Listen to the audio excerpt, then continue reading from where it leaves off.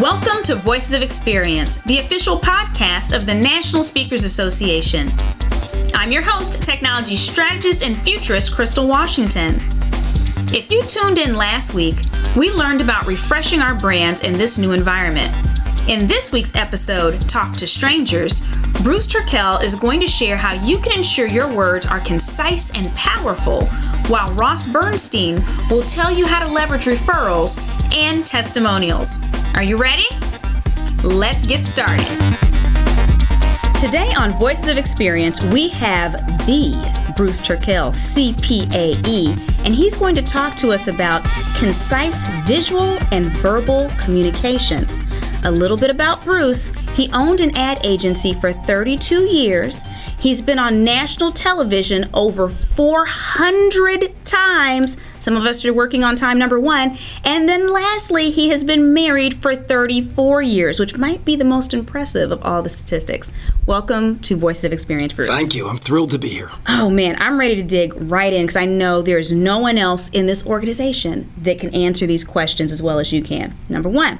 How can speakers leverage brevity to better communicate their brand messaging online and in person?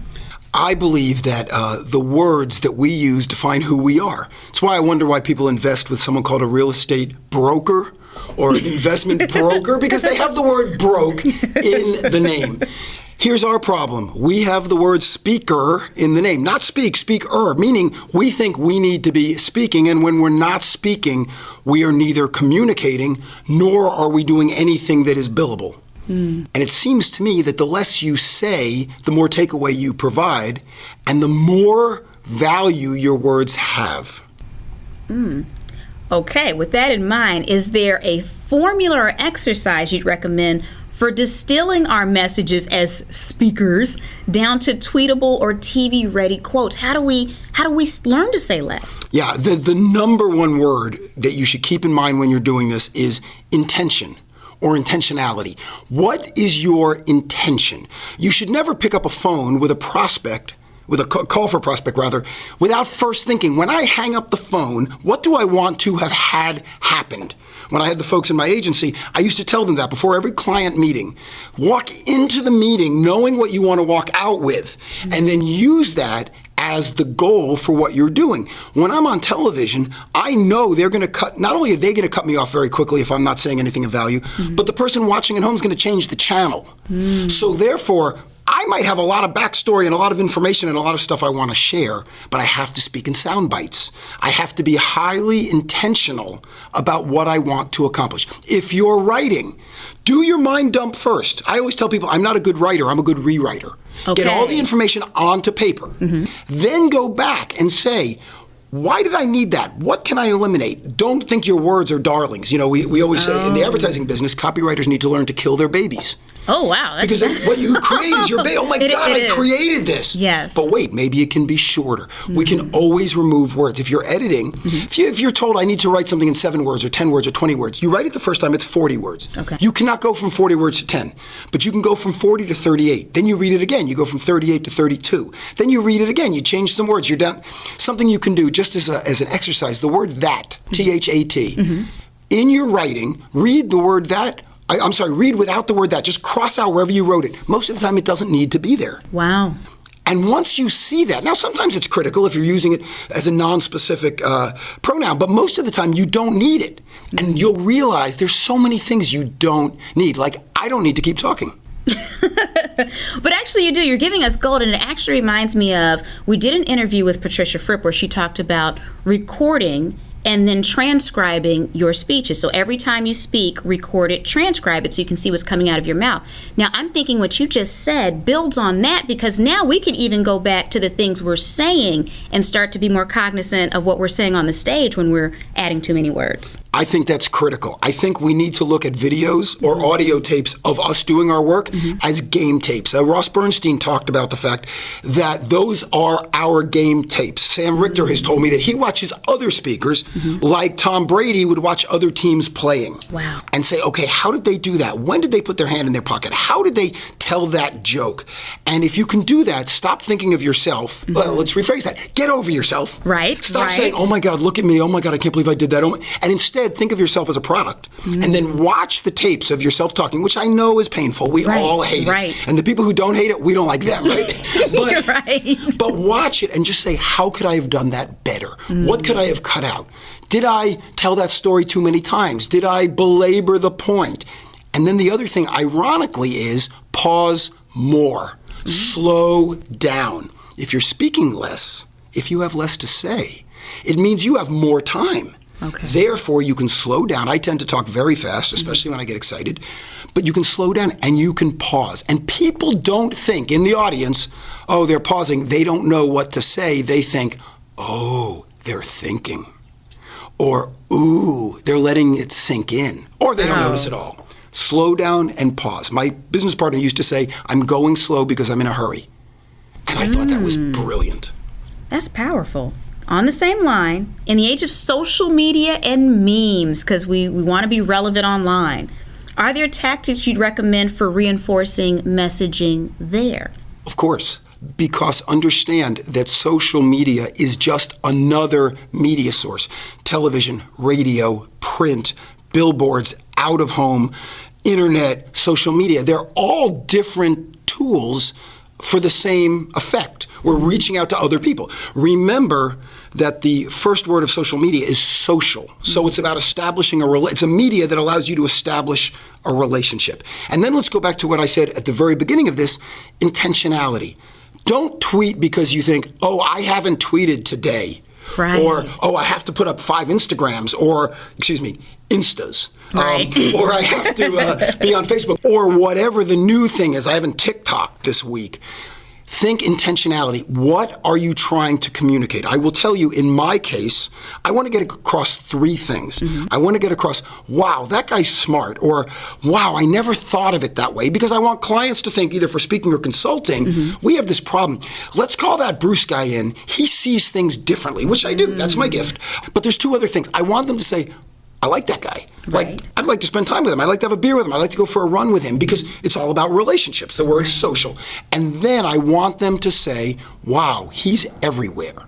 Which is why every video I do says, hey, this is Bruce Turkel in Cancun with today's Marketing Minute. This is Bruce Turkel in Houston. And then I mix them up. Because the idea is, if he's all over the place, other people are hiring him. Why aren't we? Every post I do, if you look back, you will see they all have those 3 intentions in mind. So it's not, oh, my friend Crystal just posted, I need to now repost, which I do, but it's all about, oh, did you see what she said here? Oh, look how he noticed that. Or I was in Houston and I saw my friend Crystal. Oh, look where he is. Or Crystal and I hanging out after work, having a great time. Ooh, nice guy, I'd like to be with him. Every one of my posts is about those 3 intentions. If you don't know where you're going, how do you know how to get there? Know what you want to say first. Think more, talk less. Wow. Bruce is always a fountain of wisdom, and he even gave a shout out to our next guest. In a time when some of us are pivoting, getting referrals for virtual events and consulting is more important than ever before. We also need to build our library of testimonials for our new offerings. On this segment of Voices of Experience, we have Ross Bernstein, CSP, here to talk to us about leveraging referrals and testimonials. Interesting little fact about Ross, he's spoken on all 7 continents. Does that include Antarctica? 2 words, Crystal. Penguin poop. That's insane. But we're going to get back to the interview. We're going to have to talk. That's going to be a sidebar for later, okay? What is the number 1 mistake you see speakers make with referrals? Because I know you are big on referrals. Well, referrals are a huge part of my business. It's really the lifeblood of for speakers. I mean, otherwise you're just organically trying to reinvent the wheel every single week. So, I do about 120 events a year, and I always say I know there to be certain truths. The client's going to have a conference next year. They're going to need a keynote speaker, and it probably ain't going to be me because I just did it. Right. So I'm very purposeful to try and recommend, gigs to my friends and colleagues and people who I think would be a good fit. So I have a strategy, a plan to do that, and I'm really good at making, short emails, kind of warm and fuzzy, but just setting that person up to CC them on the email, right, and to tee them up and say, hey, to tell the planner what a great event it was and how appreciative and the gratitude I have for being there. But hey, I've got a great candidate for next year, and then to instruct the person that I'm sending to hit reply all, hey Ross, love you brother, thank you so much for the warm introduction. Hey planner, I'd love to connect. And then it's just a warm handoff. I don't want to be in the CC loop. And if they book the gig, there's no monetary compensation. I don't want money. I want karma. That guy's buying beer. That's what I want. And so I'd say, to be more purposeful, if you're a young emerging speaker especially, just make introductions. Give some, hey, to the planner, hey, I want to introduce you to someone. Right. We just need an introduction. We don't necessarily need a referral. Just someone that as a point of contact. Otherwise, you're never going to get past the gatekeeper. And I would say as far as, a challenge for what I see for how people do it wrong, in my opinion, is sometimes people get lazy and they'll say, oh, I recommended you. Well, make it real. Put it in an email. Make it real. Don't just say you recommended me right? And furthermore, a lot of times planners will say, hey, give me a few candidates. Great. Don't send one email with 4 CCs. Here's my 4 choices. It's absolutely the kiss of death. The planner will never. I learned that doing book signings early on. Whenever I was at a Barnes & Noble doing a book signing and there were 4 other speakers or authors there, people just feel like, well, I don't want to hurt your feelings, so no one would get any sales. Versus you do send individually? Absolutely. So I might send out a few emails and go, might tee up the planner and go, hey, I've got a few candidates for you. And you know what? Hey, who are you guys looking for? Do you guys looking for a female candidate, a person of color, a sports expert, someone who specializes in ag tech or pharma, right? So, but you got to be purposeful about it, and then you got to find people in your tribe that are willing to reciprocate, people at your level. But even if you're an emerging speaker, you've all had a few good gigs. Well, share those, the people that you're trying to aspire to be like, and see what happens. If those people have karma too, they're going to share with you, and it's going to hyper accelerate not only your growth and learning curve, but really your bottom line.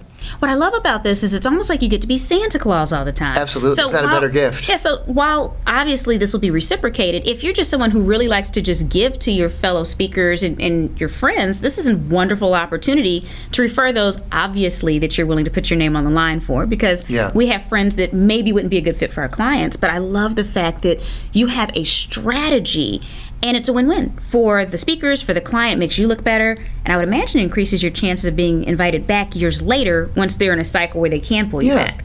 Yeah, absolutely. And I think it's just, and it's one of these things you can't keep score. People get very, well, I got you this, and you're going to give me that. And I think it's just, you have to find people that really, want to play nice in the sandbox with you, and you find your tribe pretty quick. People who you're gonna, they're your go-to people. But I'm always trying to think differently about this, and to really, just it's karma based. You have to really try and just help people organically, and if they don't help back, then then that obviously you're gonna look elsewhere. Right. Okay. One last question for you: how can we get more testimonials and leverage them better? Because I know you're master at testimonials too. Thank you. Well, I have more than 100 testimonials on my website, on my demo. Wow. So can I just interrupt for a second for anyone who's listening that didn't catch that? You didn't say you have 100 testimonials. You said you have 100 testimonial videos on your website, which means you have more than that. This is just what you're putting in your marketing. Yeah. Well, I really don't do any marketing. I mean, my demo video is like 35 minutes. Right. And, but because I become very intimate with the planners, the VPs of sales, the people who hire me, the CEOs of companies, and I spend time with them, I've earned the permission, if I do a great job, to ask for a video testimonial. Okay. So I don't have, Bob from Cleveland and Susan from Des Moines saying, oh, he was great. Right. I have long testimonials from CEOs saying, here's why we love Ross, and here's what he did for our company. And what I found is that's proof. And when planners hire me, they watch that because they want to see what other colleagues, for Fortune 100 companies saying, well, wow, if these guys are saying this guy's great, then maybe we should look at him. So it's as I say, it's not me bragging about me, it's somebody else bragging about me that's a lot more important than me. So they're really powerful. So if you can earn one and get one, get one. But they're written ones, they're nice, but planners don't have time now. There's no time to read things, and quite frankly, that ship sailed too. I think when a lot of speakers just would write stuff, and planners say, "Just write something and I'll sign it." They're just not authentic. So when I do my testimonials, I use my iPhone. The audio's bad, the video's bad. You know why? Because they're authentic. Right. I don't want, if someone ever says, I'm going to go back and send you a video, I don't want that because it looks staged. I want to be, in front of that main stage, loud, energy right afterwards. Be like, wow, Ross was incredible. I mean, that's what I want. It's fresh. It's fresh, it's real, and it quadrupled my business. Thank you for tuning in to Voices of Experience, the podcast of the National Speakers Association. Catch us on your favorite podcast app, YouTube, and NSA's social media profiles. I'll see you next week.